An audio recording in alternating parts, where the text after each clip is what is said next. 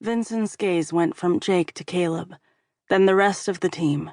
He was openly curious as he took in Misty and Forrest, Alpha Werewolf's Harley Grant and her soulmate, Sawyer Bishop, and Justina Ridley, a.k.a. Jess, the most experienced agent on the team, as well as Jake's soulmate.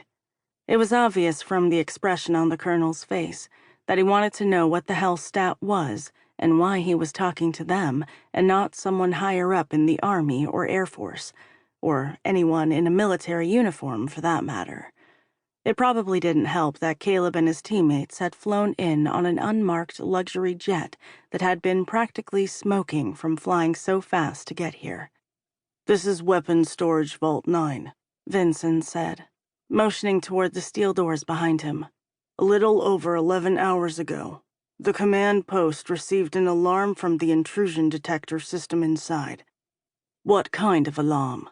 Sawyer asked, his British accent giving away the fact that his background was a little bit different than the rest of the team's. The Colonel seemed to take it in stride as he focused his attention on Sawyer. "The motion sensors were tripped. A security detail was on scene in less than 2 minutes, but they didn't see any signs of a break-in from the outside. They were still trying to figure out if anything was amiss when the command post received an alarm from Vault 10, and then, 30 seconds later, a similar alarm from Vault 8. Since the security detail didn't see anything out of place at any of those either, they thought it must be a sensor failure.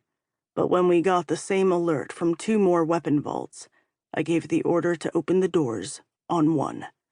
That's when the situation went sideways." Vincent turned to lead the way into the vault. The situation he'd been referring to was obvious the moment Caleb walked into the dimly lit room along with everyone else. The vault was smaller than he anticipated, maybe 30 square feet. It reminded him of a self-storage unit, the kind where people kept something really valuable. Inside, the place was a mess. Pieces of metal were scattered everywhere. Off to one side, more twisted metal had been slammed against the walls so hard it had knocked out gigantic chunks of the concrete. He knew absolutely nothing about the subject, but from the shape of the metal, Caleb guessed that the pieces might be the tail fence off some kind of bomb. In the very center of the room, the concrete had been pulverized, like an explosive charge had gone off there. "I'm assuming the vault doesn't normally look this trashed?"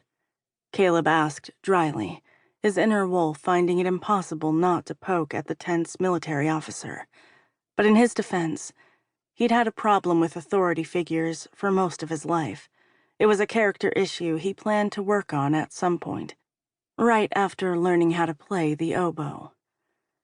Vincent shook his head, mouth tight. "No, this is the way it looked when the security detail got here.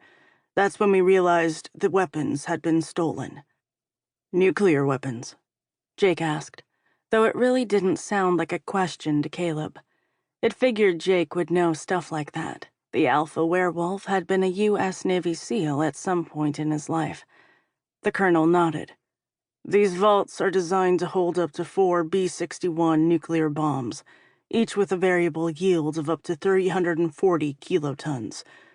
Letting out a sigh, he pointed toward another pile of twisted metal in the corner.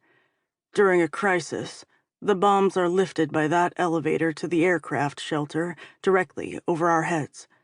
The waiting plane can be loaded and gone within minutes. All 4 of the nukes in this vault are gone, along with 16 other weapons from the 4 adjacent vaults." Caleb's head spun at the implications of the U.S. losing that many nukes. He had no idea how big 340 kilotons might be, but it definitely sounded bad. But while it was obviously a catastrophe, he wasn't sure exactly what any of this had to do with Stat. Missing nukes weren't necessarily their bag, not unless those nukes had been taken by something supernatural. If the door was closed when the security detail arrived, how were the weapons stolen? Jess asked. The Colonel pointed at the rubble in the corner of the room. "Through there, or at least..."